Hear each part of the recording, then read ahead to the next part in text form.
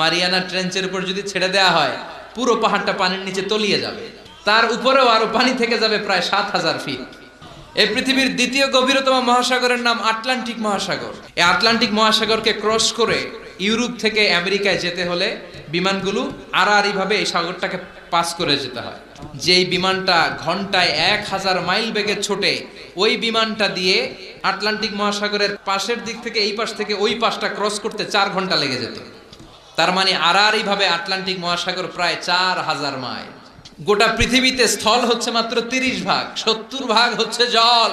আল্লাহ বললেন, সাগরের জল নামক কালি দিয়ে গাছের পাতা নামক খাতার উপরে যদি আমার তাসবিহগুলো তোলা লিখতে শুরু করে দিস, তাহলে পৃথিবীর এই বিশাল মহাসাগরের পানিগুলো, যেগুলোকে কালির সাথে আমি উপমা দিয়েছি, এই কালি সব শেষ হয়ে যাবে। পৃথিবীতে যত গাছের পাতা আছে, যেগুলো যদি তুই খাতা বানালি, খাতাও ফুরিয়ে যাবে। ফুরাবে না, শুধু আমার প্রশংসা চিৎকার করে বলেন ঠিক কিনা।